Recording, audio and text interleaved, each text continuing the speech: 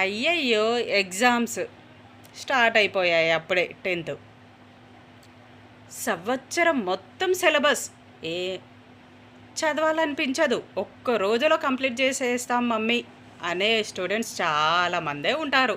కొంతమంది పిల్లలు వెంట వెంట కంప్లీట్ చేసేస్తారనుకోండి.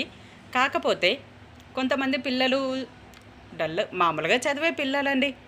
చదవాలనిపించదు.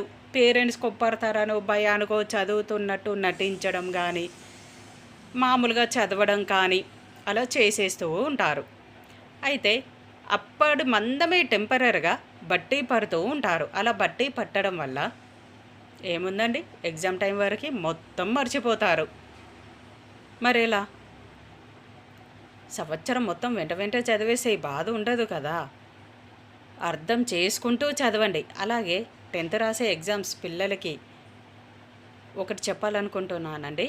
ఏ లెసన్ నుంచి ఆ క్వశ్చన్ వచ్చింది అనేది చాలామందికి అయితే తెలిసే ఉంటుంది కదండి. ఆ లెసన్ పేరు ఖచ్చితంగా ఎగ్జామ్లో ఆన్సర్ షీట్ పైన రాయాలండి. అలాగే రైటర్ నేమ్ కూడా రాయడం వల్ల ఎక్కువ మార్క్స్ కూడా స్కోర్ చేయొచ్చండి. ఇదొక చిన్న టిప్ అండి. అసలు చదవాలి అనిపించదు కొంతమంది స్టూడెంట్స్కి. ఎక్కలేని ఆలోచనలు, అప్పుడే ఏ మూలనో ఉన్న ఆలోచనలు కూడా మొత్తం గుర్తుకొస్తాయండి అప్పుడే. అలాగే ఎన్నో సంవత్సరాల నుంచి నిద్రపోనట్టుగా అప్పుడే నిద్ర ముంచుకొస్తుంది.